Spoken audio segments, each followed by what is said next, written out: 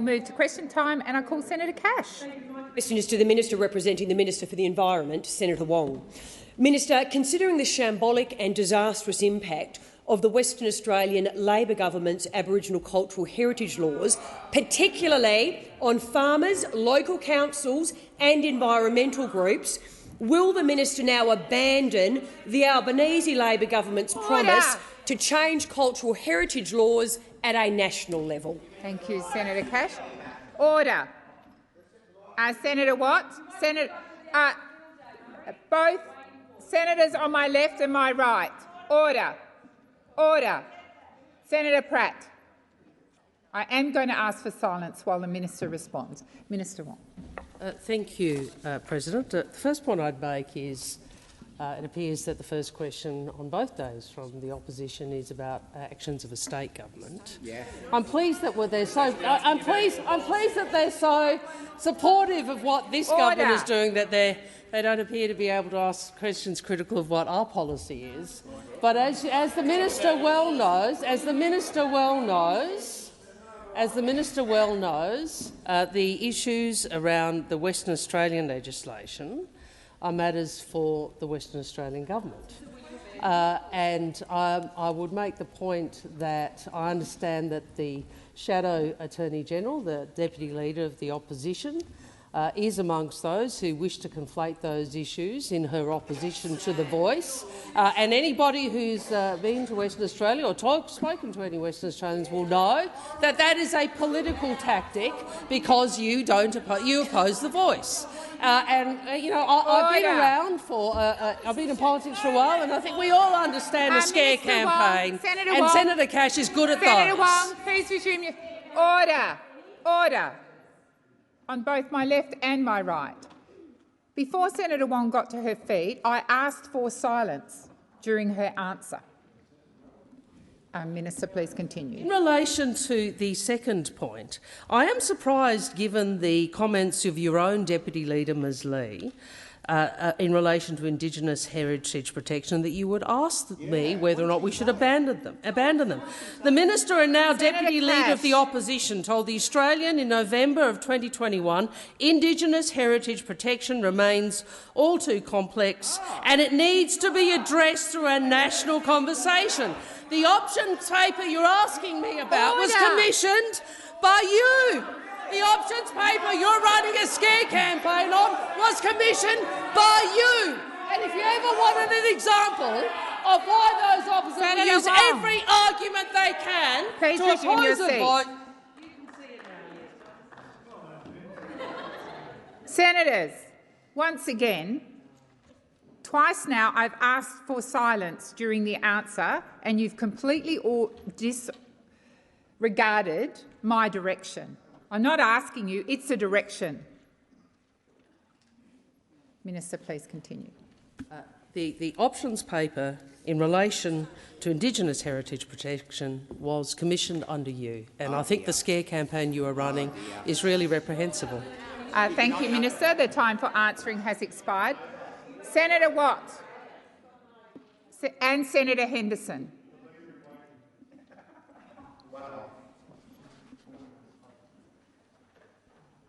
Senator Cash, first supplementary. Thank you, Minister. Can you guarantee to the people of Australia that the Albanese government's cultural heritage laws will not mean, as in Western Australia, that anyone on more than 1,100 square metres of land will be required to apply and pay potentially thousands of dollars for a permit before carrying out a range of activities, including the planting of trees, erecting fences or even clearing tracks? Minister Wong. Well, the scare campaign. Yep. The scare campaign. Order. You know, you're asking me questions about state legislation in an attempt to try and drop up opposition to the Voice. Let's be clear what you are doing. Let's be clear what you are doing.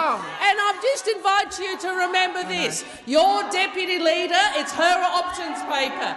Why won't you support Susan Lee? Minister Wong, please resume your seat. Order. We are on the second supplementary of the first question, and this chamber is completely disorderly, on my left and my right. I'm waiting. Senator Cash, you've asked your question, and I expect you then to listen in silence and to stop the interjections across the chamber. Minister Wong, please continue. This is a bit like electric vehicles will end the weekend, isn't it? And who was that? That was you two? Or was that Mr Morrison? Order. That was Mr Morrison. Senator Watt. Those issues. Am I being called, Senator or am Cash. I going? No. No. Not at the moment. Those matters that you put to me are state government policy. They are not our government's policy. Our government's policy position is to go through the options Senator paper Wong, and the conversation that you called for. Order. Order. Senator O'Sullivan and Senator Hughes. Order across the chamber. Senator Cash, I'm waiting. Senator Hughes, I've called you twice. Senator Ayres, I don't intend to call every senator in this chamber to silence. I've asked for silence. I expect silence. Minister. What I can say is this. The government is not proposing any Commonwealth takeover of state laws. We will not be adopting or duplicating existing state and territory regimes. Senator Cash. And if the senator would like to recall, this is all about ensuring that a tragedy like Juukan Gorge does not happen again, something that both parties of government, I thought, Minister, the time for supported. answering has expired. Second supplementary, Senator Cash. Thank you, Minister. If you are proceeding with these laws, how can the people of Australia have any confidence that your laws will differ from the shambolic and disastrous Western Australian Labor government's cultural heritage Senator laws? Watt. Order. Order on my right. Order. Order. Minister Wong. Again, I remind those opposite that the options paper they're running a scare campaign on was issued by their government. Correct. That the propositions which have been put to me by the Deputy Leader of the Opposition are about state laws, and I suggest she put them to the state government. And I finally remind the opposition of this, that there was once bipartisan support for updating national laws to better protect First Nations heritage. There were, I think, 2 parliamentary reports chaired by the member for Leichhardt. There was a time when those opposite were not prepared to sacrifice that principle in pursuit of the sort of scare campaign that we have come to expect from Senator Cash. Senator Walsh. My question is to the Minister representing the Treasurer, Senator Gallagher. Noting the Treasurer recently stated in an interview with Sky News that, and I quote, "As a government, we have very deliberately made this fight against inflation our #1 priority, and that our biggest focus right now is rolling out this cost of living help for people doing it tough." Can the Minister outline how the Albanese government's economic plan is delivering responsible and targeted cost of living relief to Australians who need it most?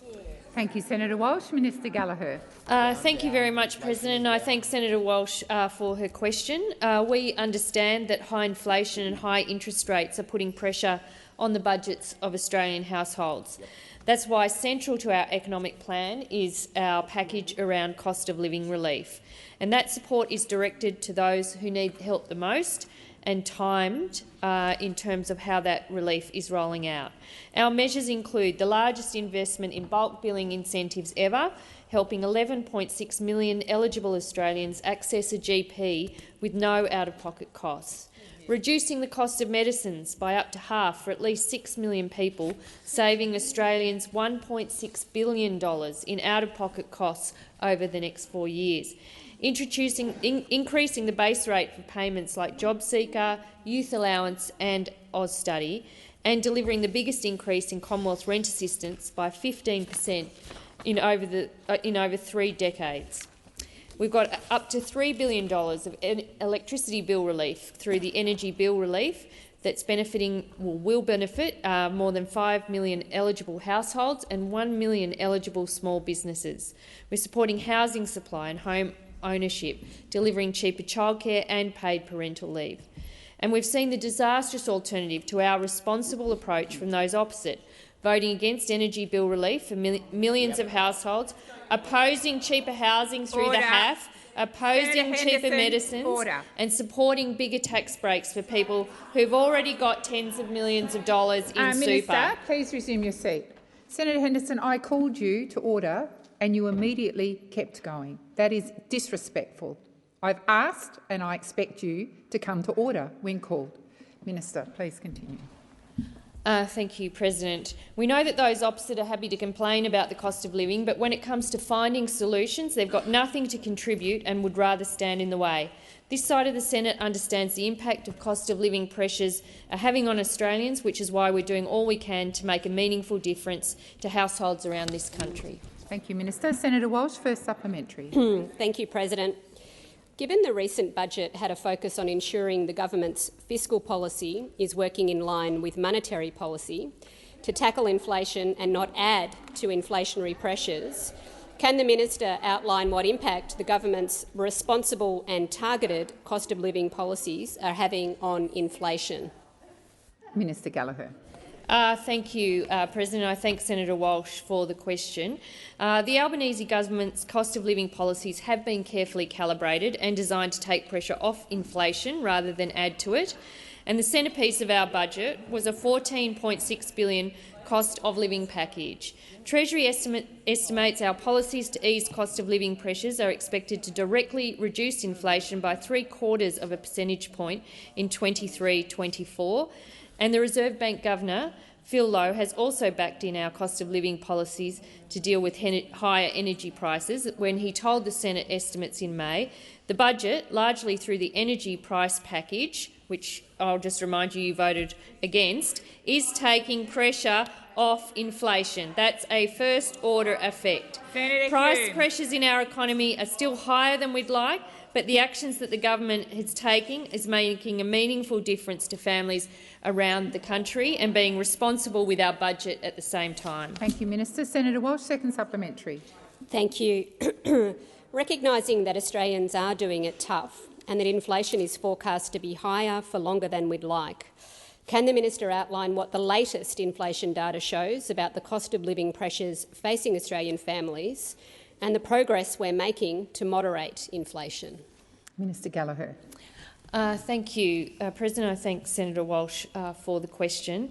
Last Wednesday saw the release of the CPI for the June quarter, and over that quarter CPI increased 6% over the year to the June quarter, down from the peak of 7.8% over the year to December quarter last year.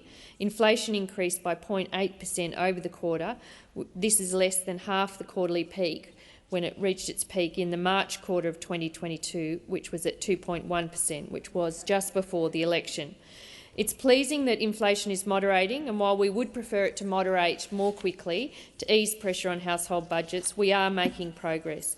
And our economic plan has three parts: the budget restraint, the finding of savings, the banking of upgrades to revenue, the targeted cost of living relief that's not adding to inflation, and investments to lift the capacity of the economy over the long term. Thank you, Minister. Senator Brockman. Thank you, Madam President. My question is to the Minister representing the Minister for the Environment, Senator Wong. On the 30th of May 2023, Minister Plibersek said that the Albanese government was systemically changing our cultural heritage laws in a co-design partnership with the First Nations Heritage Protection Alliance. This deeply impacts farming communities across Western Australia. I'd urge you to listen.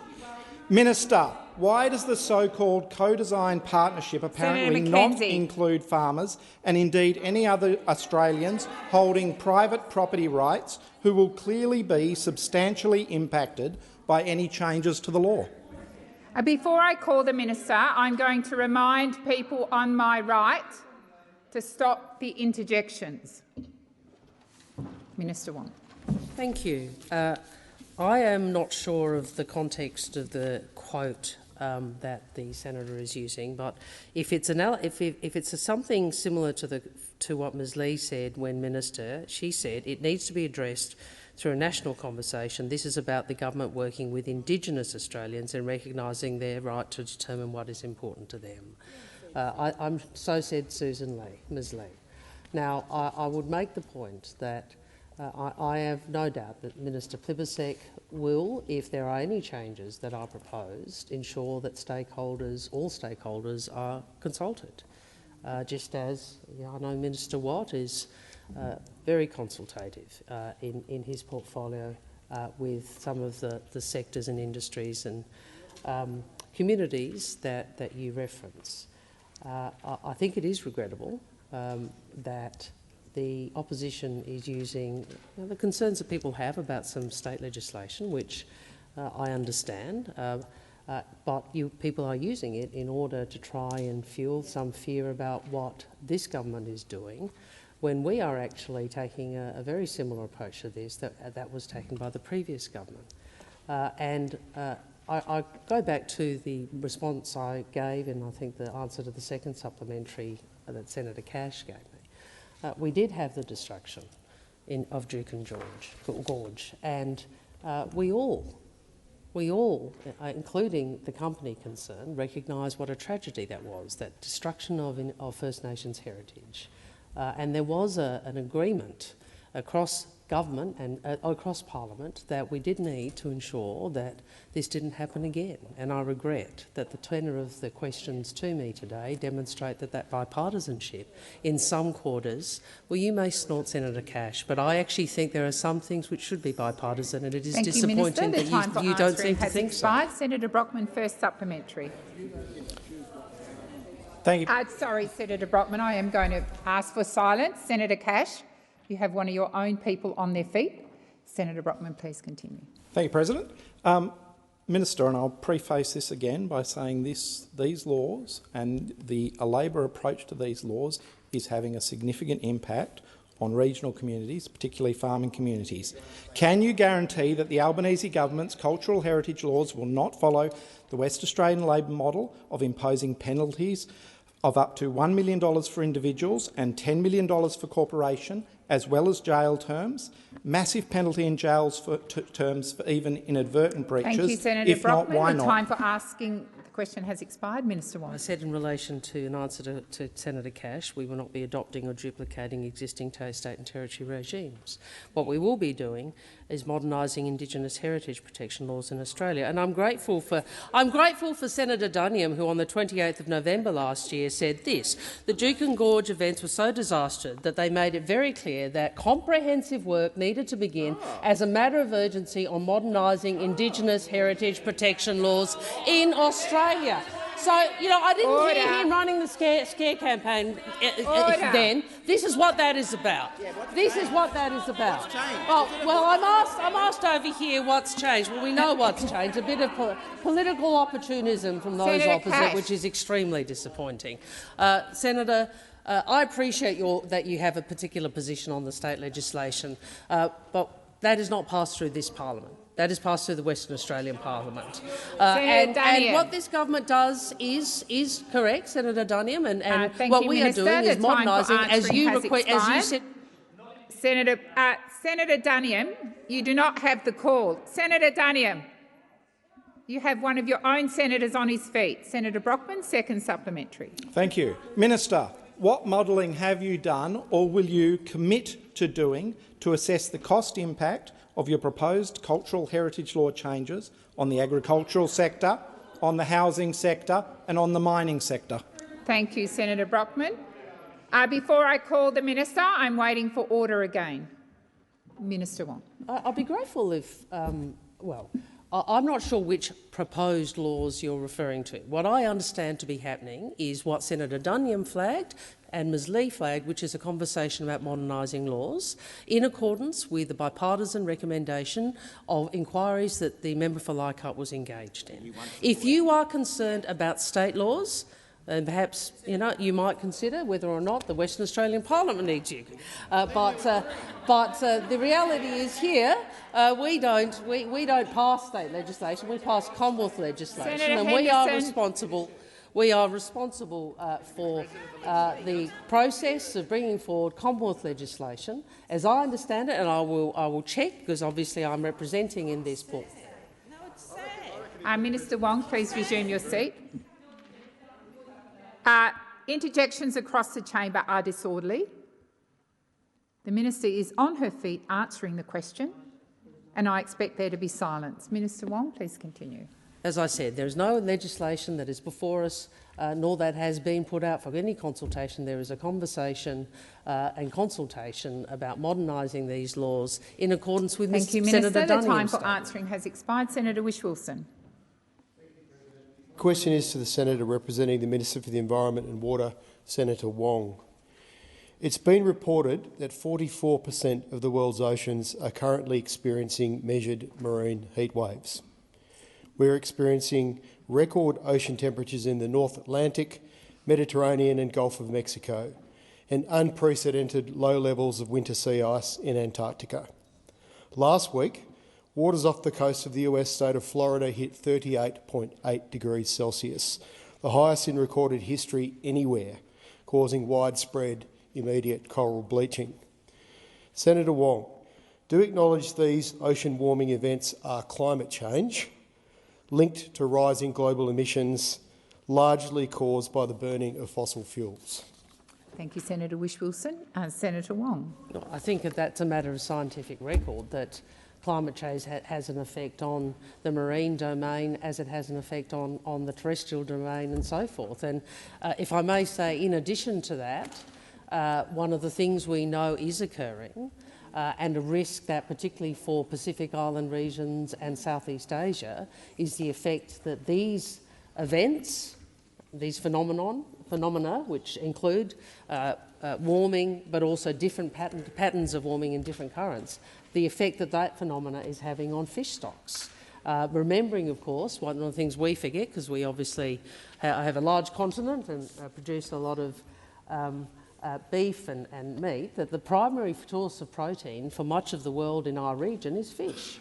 And one of the things that we have engaged in detail about with Pacific Island nations and Indonesia and others is how is it that we can look to ensure we secure fish stocks at a time where climate change is, amongst other things, impacting upon the availability and pattern of fish. One of the ways in which we can do that is obviously the regulation of fishing, but more broadly there are environmental measures as well in relation to oceans and the broader issue of how it is we as a country ensure that we play our part in the plotting or tracking along the path from Paris towards net zero by 2050. We are determined to do that, and the report that was released overnight by UNESCO in relation to the reef recognises the work that this government is doing in the face of climate change. I don't think on this side of the parliament you've had the same views that have been expressed on the other side for over a decade, where we have been questioning the science, where we disagree, and we do disagree with your policy propositions. Thank you, Minister. The time for answering has expired. Senator Whish-Wilson, first supplementary. Thank you, President. Overnight, as you pointed out, Senator, UNESCO released its draft recommendation to not list the Great Barrier Reef World Heritage Values in danger, with a progress report now due in February of next year. In its draft decision, UNESCO has effectively put Australia on notice that a World Heritage in Danger listing for the reef is still possible next year. Senator, with the Bureau of Meteorology likely to upgrade its forecast for an El Niño any day now, with the increased likelihood of coral bleaching, do you accept UNESCO's statement overnight that the Great Barrier Reef still remains under serious threat? The time for answering your question has expired. Minister. Thank you. And I think the Minister for the Environment, as well as the Special Envoy for the Great Barrier Reef, Senator Green, and the Prime Minister today did stand up and make comments before the media about this issue. And yes, we do recognise that we do recognise the importance of the reef, how critical the reef is to Queensland's environment, economy, and we also understand the importance of acting on climate. Furthermore, we understand the importance of investing in the Great Barrier Reef. Well, we are committed as a government to protecting the reef for the 64,000 jobs which rely on it. We also recognise that UNESCO has seen significant progress made by our government in relation to climate change, water quality and sustainable fishing. That is because we have invested in a record $1.2 billion in the reef. The time has expired. Senator Whish-Wilson, second supplementary. Thank you, President. The UNESCO draft decision not only states that the reef remains under serious threat, but that urgent and sustained action was needed to improve the long-term resilience of the reef. Minister, you've acknowledged the fact of rising emissions caused by the burning of fossil fuels has on coral health. How is the Albanese Labor government's approval of new coal and gas projects, including 3 coal mines in 53 days, taking urgent and sustained action to protect the reef? Thank you, Senator Whish-Wilson. Minister. Well, the UNESCO draft decision cites significant progress being made by the Albanese Labor government, particularly in relation to our policy on climate change, as well as measures in relation to water quality and sustainable fishing. And this is all about putting the reef on a stronger and more sustainable path. I'd note that there was public reporting of a source close to UNESCO describing how our government's the Australian government's approach had changed completely, and the difference in the new government and the old one is like night and day. But of course, we understand that these Minister, decisions. please resume your seat. Senator Whish-Wilson. Point of order on relevance, President. I did ask specifically how was the approval of 3 coal mines in 53 days taking urgent and sustained action on climate change. Yes, you did, Senator Whish-Wilson, and you also talked about the UNESCO draft recommendation, so the minister is being relevant. Minister Wong, please continue. What I was going to say, of course, this decision does not mean the reef is unclear, and I'd make this point. If we collectively, humanity, doesn't deliver on the goals of the Paris Agreement, every coral reef in the world is vulnerable. Every coral reef in the world is vulnerable. So what we are doing is working with industry to transform this. The time for answering has expired. Senator Sheldon. My question is to the Minister representing the Minister for Government Services, Senator Farrell. During the winter recess, Commissioner Holmes handed down the Royal Commission into Robodebt's final report, which highlighted that for 4.5 years the former Liberal national governments pursued its unlawful Robodebt scheme. Given it was a time when some of the most vulnerable Australians must have felt their government, with the Liberals and Nationals at the reins, had abandoned them. Can the Minister update the Senate about what the report found on the design, implementation and operation of the former Liberal government's cruel scheme? Thank you, Senator Sheldon. Minister Farrell. Thank you, President, and thank Senator Sheldon for his question and his deep concern for the impact of Robodebt on so many Australians. And yes, I can answer that question because Labor committed to establishing a Royal Commission into Robodebt, and just over 12 months after being elected, on the morning of the 7th of July 2023, Commissioner Holmes delivered her final report for all to see. The report set out in its findings on the Liberal and Nationals' cruel Robodebt scheme. The report highlighted how the schemes unlawfully raised $1.8 billion of debt against approximately 435,000 vulnerable Australians. The report told the personal stories of tragedy and suffering this terrible scheme caused members of our community who, through no fault of their own, felt attacked with nowhere to turn. In the final report, Commissioner Holmes noted that the Robodebt scheme was put together on an ill-conceived, embryonic idea and rushed to Cabinet. It's clear enough why it was thought necessary and desirable because of the dual advantages of supposed savings and its neat alignment with the political rhetoric of the day about the social security system and the need for integrity in welfare payments. Yet, despite the damning findings of the report, which found that the Liberal and Nationals had put political point scoring over the welfare of vulnerable Australians. Sadly, many of the scheme's architects remain members of the coalition benches to this day. Thank you, Senator Farrell. Senator Sheldon, first supplementary. Is it correct that the Royal Commission's final report reiterated the unlawfulness of the scheme, including through evidence of how the former Liberal and National government was warned repeatedly about this and yet still hounded some of the most vulnerable in our community for unlawful debts? Has there been any evidence that those impacted by the Royal Commission have accepted any responsibility for their actions? And what, if anything, has been the reaction to the findings of the report? Thank you, Senator Sheldon. Minister Farrell. Thank you, President, and thank Senator Sheldon again for his first supplementary question. And unfortunately, the answer to that question is no, Senator Sheldon, because the Royal Commission's final report was clear. The former Liberal government ignored warnings of the scheme's unlawfulness. With everything that has been exposed, I would have expected that those responsible would have apologised to all of those Australians who paid the price of their actions. But yesterday, former Prime Minister Mr Morrison and the Leader of the Opposition, Mr Dutton, doubled down. Mr Morrison stood in the other place and, instead of apologising, made out that he was somehow a victim of the robo-debt scheme. But what was more shocking was that Senator Watt. What was more shocking was that Mr Dutton stood by Mr Morrison on the last night's 7:30 report.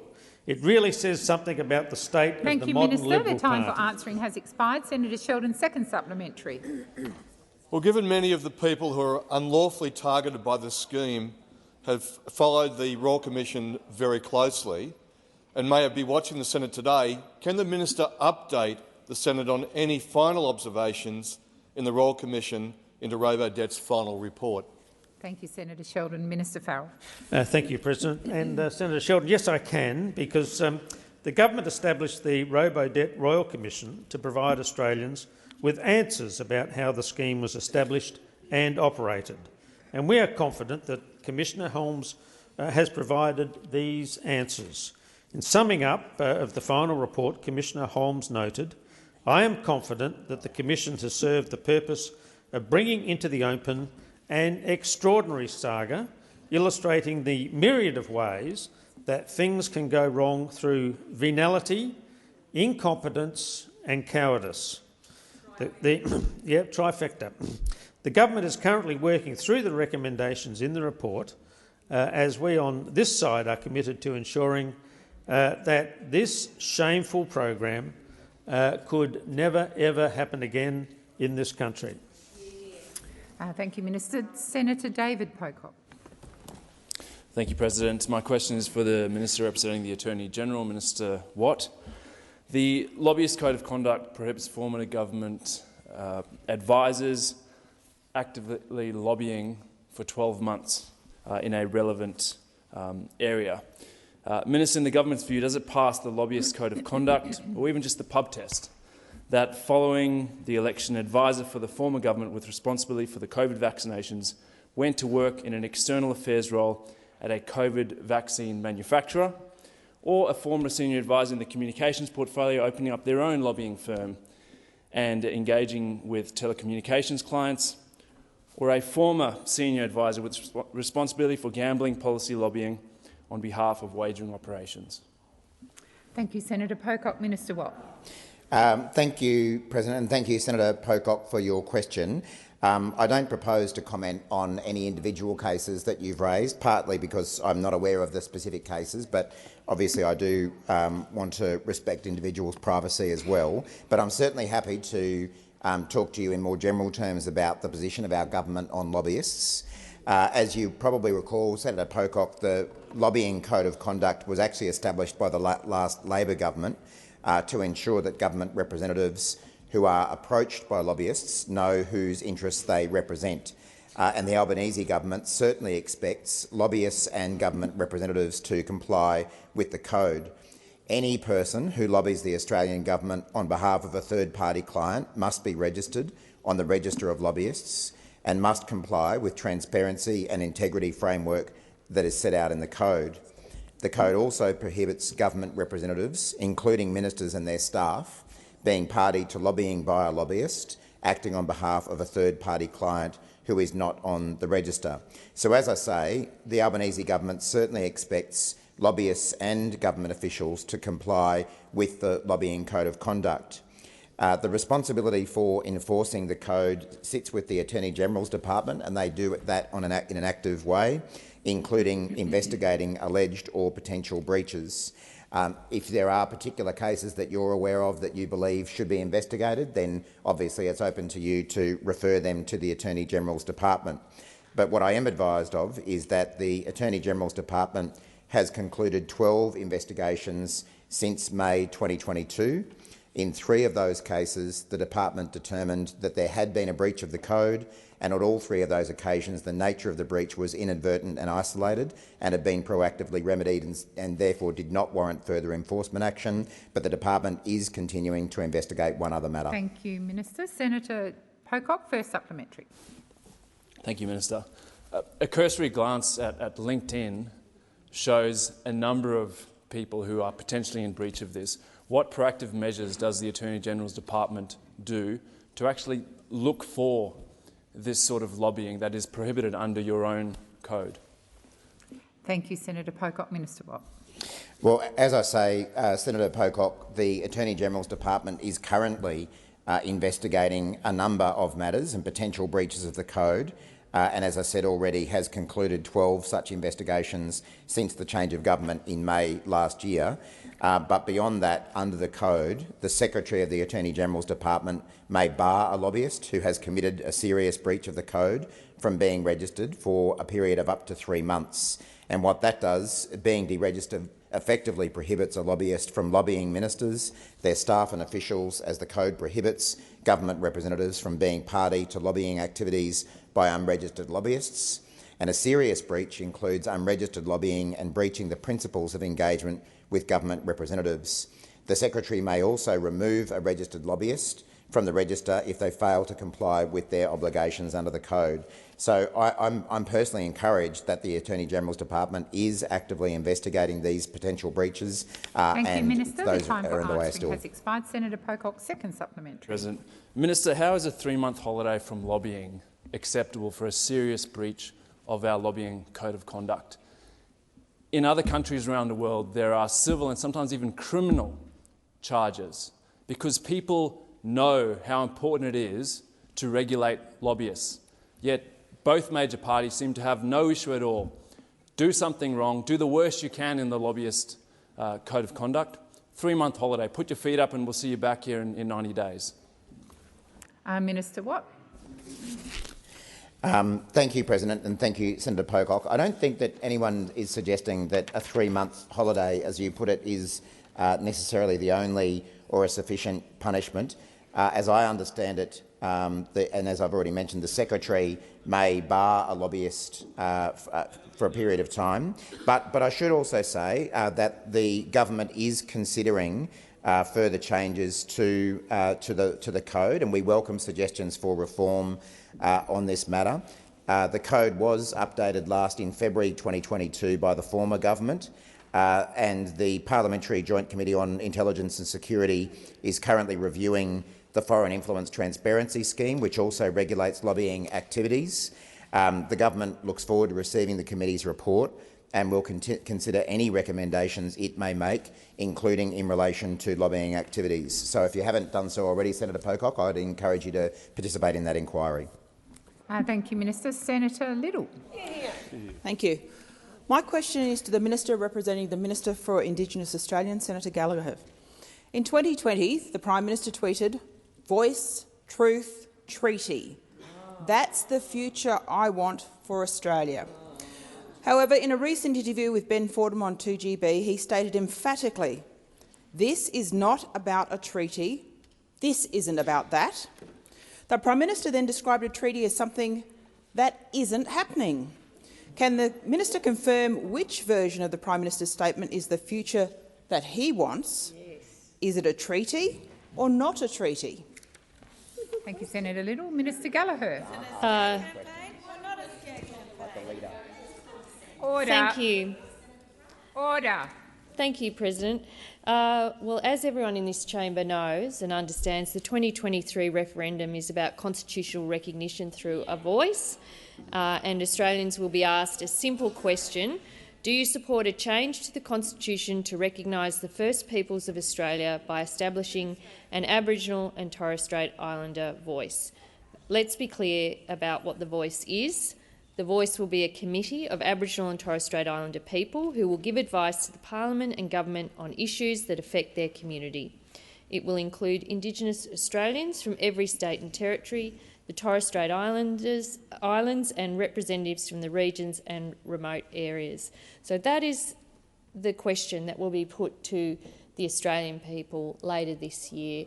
It is about constitutional recognition through a voice to Parliament. And I think it is interesting, again, about those that are opposing this very simple question and generous offering, that they are seeking to conflate a whole range of other matters in their opposition to the voice referendum. Thank you, Minister. Senator Little, first supplementary. Thank you. Voice architect Professor Megan Davis has described the voice as being the enabling mechanism for a treaty. Is Professor? We're talking about Professor Megan Davis, just in case you didn't hear that. Senator Little, please resume your seat. Order across the chamber. Senator Hughes and Senator Watt. Order. Senator Shoebridge, order. Order across the chamber. Senator Little, I'm going to invite you to begin your question again. I expect Senator Little to ask her question in silence. Well, who can hear her then? Thank you. Voice architect Professor Megan Davis has described the voice as being the enabling mechanism for a treaty. Is Professor Davis correct that the voice will be used to enable a treaty to occur? Thank you, Senator Little. Minister Gallagher. Thank you. Well, I will refer the senator to the principles that have been released as part of the work that's been done over many years, I should say, formally under order. With a consensus and support across both chambers of Parliament until recently, unfortunately. This has been work that has been underway for years. The voice will give an independent advice to the Parliament and Government. The voice will be chosen by Aboriginal and Torres Strait Islander people based on the wishes of local communities. It will be representative of Aboriginal and Torres Strait Islander communities. Minister, please resume your seat. Senator Little. Very specific. Will the voice be used to enable a treaty to occur? Senator Little, the minister is being directly relevant to your question. Minister, please continue. Thank you, because I am explaining the principles that underpin the voice, which is the question that the senator has asked of me. It will be empowering, community-led, inclusive, respectful and culturally informed, accountable and transparent, work alongside existing organisations and traditional structures. It will not have a veto power, and as the minister has said, will focus on health, education, jobs and housing. Thank you, Minister. The time for answering has expired. Senator Little, second supplementary. So the Minister for Indigenous Australians has said the budget funding for a Makarrata Commission is really code for treaty. End of quotes. What other codes is this government using to deceive the Australian population? Good question. I'm not going to call the minister until the interjections cease. Minister Gallagher. It's the last end of that because of the noise. Senator Little, would you repeat the question, please? Thank you. So the Minister for Indigenous Australians has said the budget funding for a Makarrata Commission is really code for treaty. What other codes is this government using to deceive the Australian population? Thank you. Order. Order. Minister Gallagher. The government has been very clear about what the question that will be put forward to people when the referendum is held. That information is very clear. The question is clear. It has been developed over years, forming of tripartisan and multi-partisan cooperation, frankly, until recently. And we have been very clear about what the question is. We've been clear about what the principles of the voice is, and I completely reject the assertion that is implicit in that question about us not being upfront. Minister, please resume your seat. Senator Cash, your interjections are disorderly and they're constant. I'm asking you to cease. Minister, please continue. Thank you. I reject that assertion completely in the question. We've been very clear, and we look forward to working right across the country, across the community, across faith groups, across civil society, across everywhere to deliver this very important reform for our country and walk together and unite the country and recognise our First Nations history. The time for answering has expired. Senator Lambie. Thank you, Madam President. My question is for the Minister representing the Prime Minister. The recipients of Australian honours and awards are rightly held in high regard by everyday Australians. In 2019, Catherine Campbell, the public servant responsible for Robodebt and a former senior officer in the ADF, was appointed an Officer of the Order of Australia for, and I quote, distinguished service to the public administration through senior roles with government departments. An Officer of the Order of Australia is awarded for, and I quote, distinguished service of a high degree to Australia or to humanity at large. Thanks to the Robodebt Royal Commission, we now know that Ms Campbell's department received legal advice in 2014 that the Robodebt scheme, the one she drove for years, was not lawful. Does the government plan to strip Ms Campbell of her Order of Australia? Thank you, Senator Lambie. Minister Wong. Thank you, Senator Lambie, and I acknowledge and respect the work that you and other senators in this place have done in relation to Robodebt. And I think all of us, well, certainly most of us, have been appalled by what has been made public by the Royal Commission. And I have to say, I think, appalled by the actions that have been described or alleged in relation to certain ministers, and obviously the hope always is that the principle of a professional, high-quality public service is something that we want to see. It's a good thing for the country, and Senator Gallagher, I know, is working with the public service to ensure that the sorts of principles that Australians expect from an apolitical professional public service are not only observed but are strengthened. I don't really propose to discuss individuals in particular, particularly in the circumstance where a Royal Commission report has been presented and a confidential chapter is subject to a direction not to publish that has been made by the Royal Commissioner. The advice I have been provided with is that public commentary may prejudice future inquiry or investigation. So you would understand, you may understand why I probably won't respond in relation to a specific individual, but I think it has been very clear that the government Thank you, Minister. is intending the time for to act answering on has the expired. Senator Lambie, first supplementary. Thank you, Madam President. In 2012, the Chief of Defence Force, Angus Campbell, was awarded the Distinguished Service Cross for, and I quote, distinguished command leadership in action as Commander Joint Task Force 633, end quote. He received this while commanding Australian diggers who are accused of committing war crimes. Diggers he is now throwing under the bus. Does the government plan to strip General Campbell of his Distinguished Service Cross? Thank you, Senator Lambie. Minister Wong.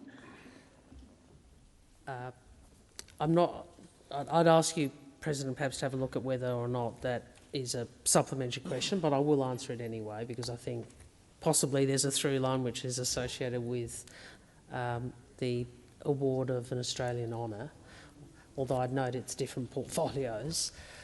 Those decisions are not made by ministers. As you know, there's a process around honours and you know, we have been seeking to improve those and certainly ensure that the honours reflect the diversity of contribution across the Australian community. But my recollection is, and I don't have a brief in front of me, but and I'll come back to you, Senator Lambie, if I'm wrong. But my recollection is, you know, that that is not a matter for government from my recollection, but would be a matter for. Thank you, Minister. The time for answering has expired, and before I call Senator Lambie, I will seek guidance on the primary question and the supplementary question. Senator Lambie, second supplementary. Yeah, thank you, Madam President. You'll see why this is. The Distinguished Service Cross and the Order of Australia, two of Australia's highest honours. These honours should be reserved only for those who have served Australia exceptionally. Is the Minister worried about the integrity of these honours when it appears they are handed out to people oh so willing to throw everyday Australians and diggers under the bus? Minister Wong. Afghanistan, the Brereton Inquiry.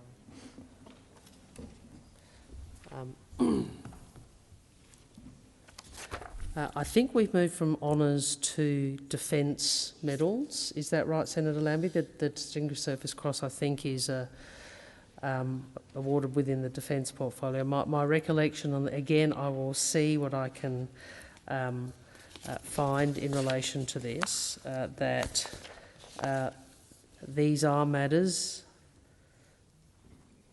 which may have been raised. Senator Wong, please resume your seat. Senator Lambie. I think my point of order is we can discuss that, who has that, I'm very aware of that, but is the Minister worried about the integrity of these honours when it appears they're handed out to people oh so willing to throw everyday Australians and diggers under the bus? There is an integrity problem here. Senator I'm asking you if the government is concerned about that. Senator Lambie, that's not a point of order. The Minister was trying to establish the relationship between the primary, the first and the second supplementary. Minister, please continue. The government is concerned about what has occurred in relation to robo-debt, and we are concerned, as I know you are, Senator, about the vulnerable Australians who were targeted unfairly, and we are concerned about the tragedies and the human cost of this. And that is why we asked for a Royal Commission, and that is why the government will methodically go through the recommendations of that Royal Commission, including that which is not being published. So you are right to point to that as a sorry, am I done? Oh, yes, you are, indeed. I just realised, Thank you for drawing it to your own started. attention. Yes, Minister. Thank you. Senator Stewart. Thank you, President. My question is to the Minister representing the Treasurer, Senator Gallagher. Can the Minister please update the Senate on the Independent Reserve Bank Board's interest rates decision today and outline how the Albanese Labor government is addressing inflation in our economy while providing responsible, targeted cost of living relief? Minister Gallagher.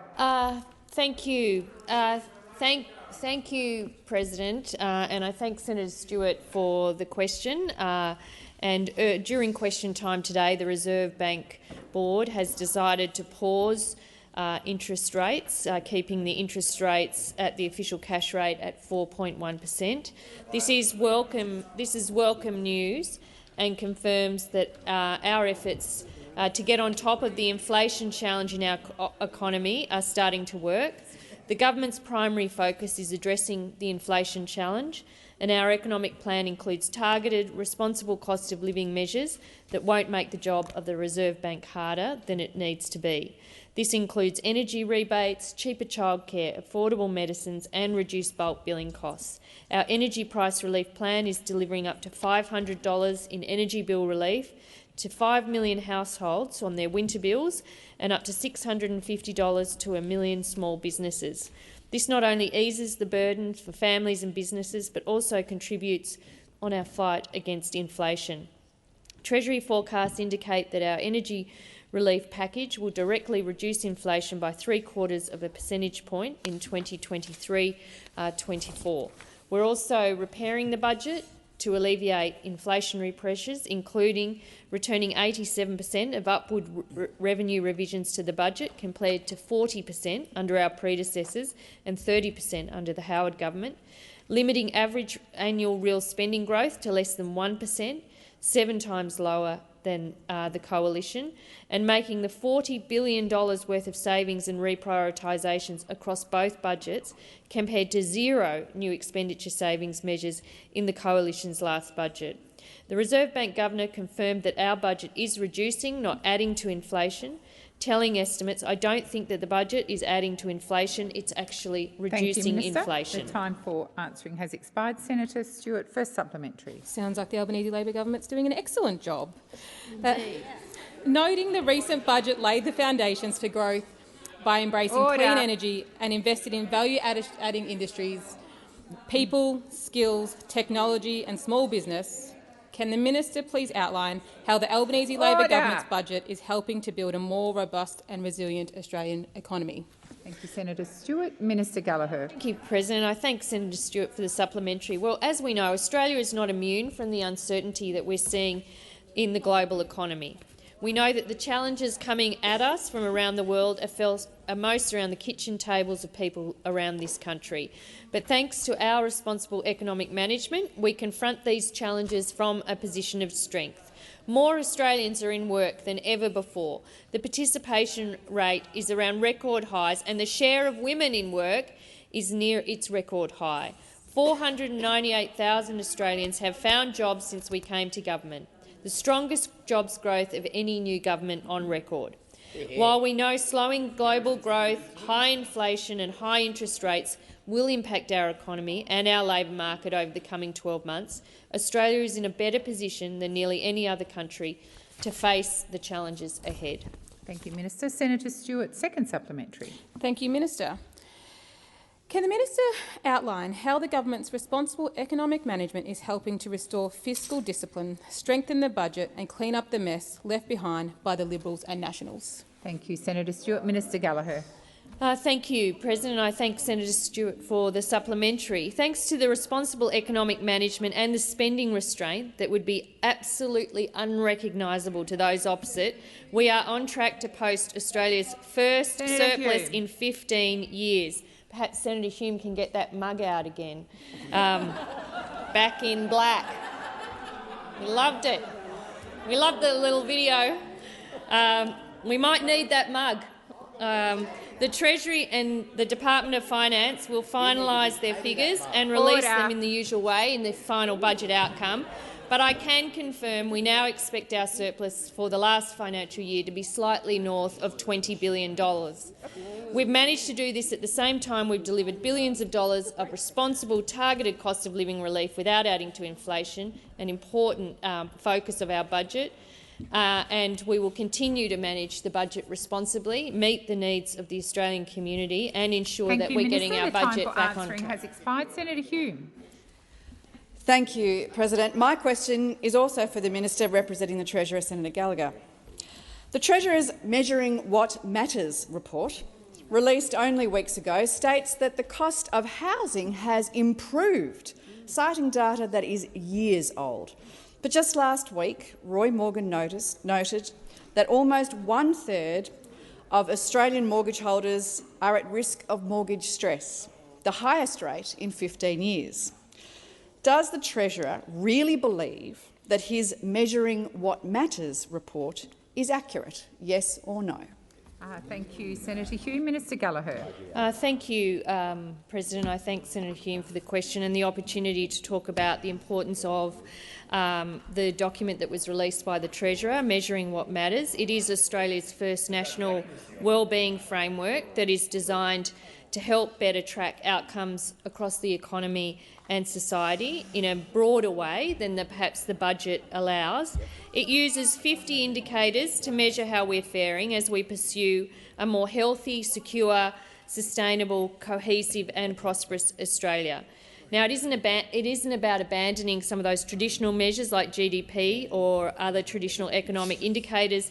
It's about seeing if we can do a better job at considering the things that are critical to everyone's wellbeing, whether that's the state of our health, our community or our environment. In terms of the data that was used, Treasury has identified the best available indicators for the framework using data from ABS, Commonwealth departments and other sources. This process, because it hasn't been done before, this is the first iteration of a framework that I know that there has been broad community support for and stakeholder support in broadening out the way we measure the well-being of our community, and it has revealed some data gaps that we will work to address as we refine and develop the framework going forward. Thank you, Minister. Senator Hume, you're rising on your first. Madam President, the question on relevance, the question was whether the Treasurer believed the Measuring What Matters report is accurate, yes or no. And there was a description at Senator Hume. You've raised a point of order. It's not your opportunity to argue with me. You raised the issue about the Measuring What Matters report, which the minister is entitled to talk to as well. I'm assuming the minister has now finished her contribution, and I invite you to ask your first supplementary. Madam President, under Labor, gas is up 26%, electricity is up 13%, childcare costs are up almost 10%, food and housing are up by more than 7% each. When measuring what matters to Australians, does the government regret leaving out these key indicators of the cost of living out of your report, yes or no? Thank you, Senator Hume. Minister Gallagher. I would say that this report is in addition to the other ways the government reports economic data. And I would say, if I pick up the points that Senator Hume reckons on gas and electricity, where we have taken action, you opposed it. On childcare, I believe you opposed that investment in that as well. On housing, you're blocking the Future Fund. You're actually blocking us taking making investments that will make housing more affordable for 30,000 people that would benefit from that fund. So I'm not going to take a lecture from those opposite about any of those areas where they have voted no to every investment we've tried to make. Senator Hume, second supplementary. Madam President, under Labor's continued cost of living crisis, the #1 indicator of Australians' wellness is getting inflation and the cost of living under control, and you said so yourself. So why is the Labor government spending its time writing out-of-date reports rather than making the hard decisions that will actually get this persistent and sticky inflation lower, faster, and making life easier, which is what really matters to millions of Australians? Thank you, Senator Hume. Minister Gallagher. Well, I completely and utterly reject the premise of that question. Minister. Placed on notice.